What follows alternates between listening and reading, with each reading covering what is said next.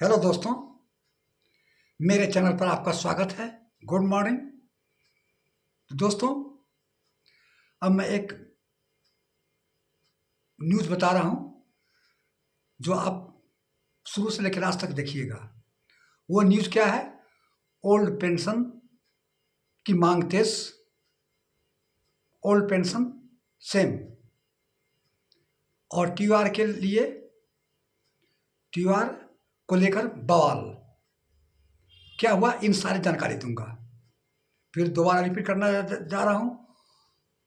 पुरानी पेंशन की मांग तेज, ओल्ड पेंशन सेम, और टीआर के लेकर बवाल हुआ है। ये सारी जानकारी दूंगा।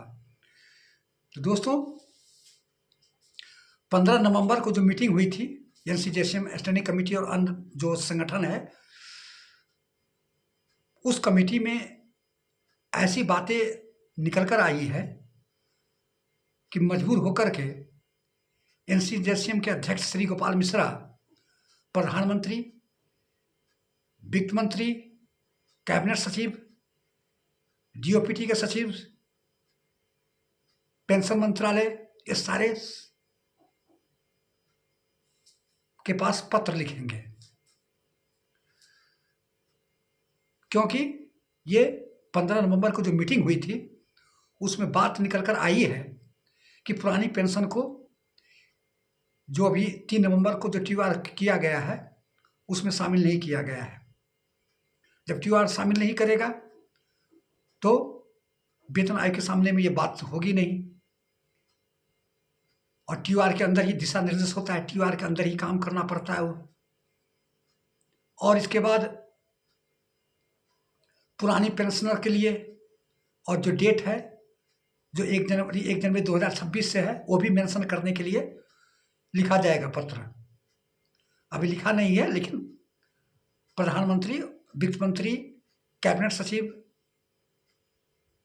डीओपीटी सचिव, पेंशन मंत्रालय, जितने भी डिपार्टमेंट है सारे के पास एक एक कॉपी करके लेटर भेजा जाएगा। ये 15 मीटिंग में ये बात तय हुई है और ये फैसला हुआ है। एक फैमिली यूनिट के लिए हुआ है जो 3 से लेकर बढ़ाकर 5 किया जाए, माता पिता को भी शामिल किया जाए, वो भी टीआर में बोला है शामिल करने के लिए। दूसरा है कि डेट मेंशन नहीं किया है कि कब से मिलेगा, 1 जनवरी 2026 से मिलेगा कि 1 जनवरी 2027 से देगा, वो मेंशन नहीं किया गया है। हर एक पे कमीशन में डेट मेंशन किया जाता है, लेकिन इसमें मेंशन नहीं किया है 8 पे कमीशन के टीआर में। ये सारी बातें प्रधानमंत्री और वित्त मंत्री और जितने भी डिपार्टमेंट है सचिव, उनके पास लेटर लिखेंगे, क्योंकि शिव गोपाल मिश्रा एनसीजेसीएम के स्टाफ सरकार द्वारा प्रतिनिधित्व संस्था है, और भले किसी संस्था की बात माने या न माने, लेकिन ये जो सरकार द्वारा प्रतिनिधित्व जो संगठन है उस पर विचार करेगी सरकार, क्योंकि ये जो संगठन है सरकार द्वारा किया गया संगठन है, और यही सरकार और कर्मचारी संगठन के बीच में मध्यस्थता का काम करता है। इसलिए एनसीजेसीएम गोपाल मिश्रा पत्र लिखेंगे। 9 नवंबर का ऑफिस का हड़ताल था जंतर मंतर पर, अभी 30 नवंबर को फिर जंतर मंतर पर हो रहा है, देशव्यापी हड़ताल करने जा रहा है। ओल्ड पेंशन की मांग तेज हो गई है, क्योंकि यूपीएस का डेडलाइन था कितना, 30 नवंबर तक, और 30 नवंबर के बाद सरकार बोला कि इसके हम डेडलाइन आगे टाइम नहीं बढ़ाएंगे, और उसमें बहुत कम ही आदमी एनपीएस से यूपीएस में जाता है और जा रहा है, और उसमें स्विच किया है एनपीएस से यूपीएस में। तो देखिए, ये काफ़ी ज़ोर शोर से मांग उठ रहा है, और इसके बाद अब सरकार क्या स्टेप लेती है। इधर कर्मचारी संगठन भी सारे यूनियन किया गया है कि हमको एनपीएस चाहिए, न यूपीएस चाहिए, हमको ओपीएस चाहिए। जब नेता लोग को ओपीएस मिलता है, ओल्ड पेंशन स्कीम, तो कर्मचारी को क्यों नहीं मिलेगा? कर्मचारी नेता लोगों को भी बंद करना चाहिए ओपीएस। तो ये कर्मचारी लोगों का मांग है, ये डिमांड है कि ऐसा हम लेकर ही छोड़ेंगे, चाहे जैसे भी हो। तो दोस्तों, इसलिए इस पर हम आपको एक लॉन्ग वीडियो बना करके आप लोगों के सामने अपने चैनल के माध्यम से दे रहा हूँ। तो प्लीज़ इस पर आप कमेंट कीजिएगा, क्या सरकार बात मानेगी या नहीं मानेगी? क्या ओपीएस बाहरी होगा कि एनपीएस रहेगा कि यूपीएस रहेगा? ये सारे आप कमेंट कीजिएगा, उसका मैं रिप्लाई देंगे और जवाब देंगे। और मैं एक आपको बता रहा हूँ कि बहुत ही गुड न्यूज़ है आपको कि फर्स्ट जो प्रेस दिवस हुआ था, उस पर चीफ जस्टिस रंजना प्रसाद देसाई, जो चेयरमैन है, 8 पे कमीशन की चेयरमैन है अभी प्रेजेंट में, वो प्रेस दिवस पर प्रेस रिपोर्टर को हिदायत दिया और बोला कि बहुत सोच समझ करके कोई भी जो न्यूज़ है उसको करना चाहिए, फेक न्यूज़ नहीं बनाना चाहिए, क्योंकि ये बात रंजना देसाई के पास ये पहुंच गई है कि पुराने पेंशनर 69 लाख पेंशनर को लाभ नहीं मिलेगा।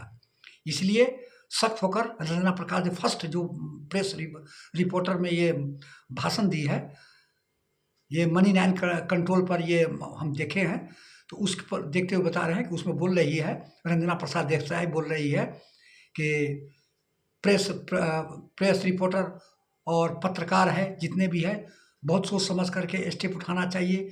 कोई भी बिना सत्यता और वैलिडेट को न ही जानते हुए कि कौन सही खबर है कि फेक गल है, तभी उसको रूमर फैला दिया है कि 69 लाख पेंशनर को नहीं मिलेगा। तब लास्ट में क्या किया कि सरकार पीआईबी प्रेस इन्फॉर्मेशन नोटिफिकेशन जारी किया, उसमें बोला कि नहीं 69 लाख पेंशनर को लाभ मिलेगा, सारा बेनिफिट मिलेगा, जैसे 7 पे कमीशन में हुआ था उसे।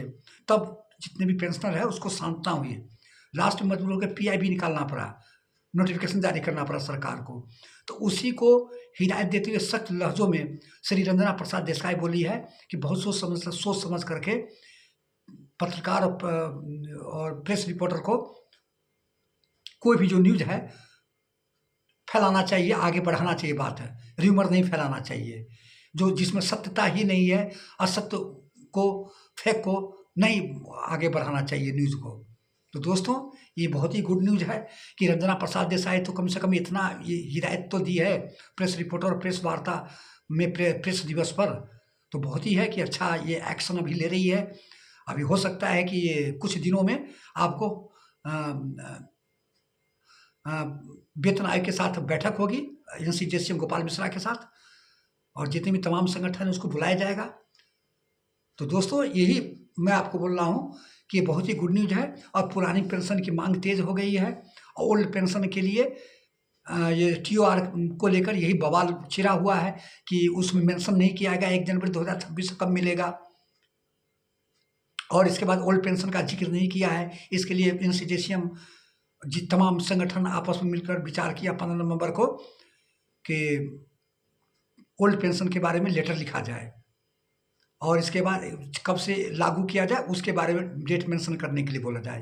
तो दोस्तों, यही थी न्यूज़, हम आपको बताएं। कैसा लगा कमेंट कीजिएगा, लाइक कीजिएगा। जय हिंद, जय भारत, थैंक यू।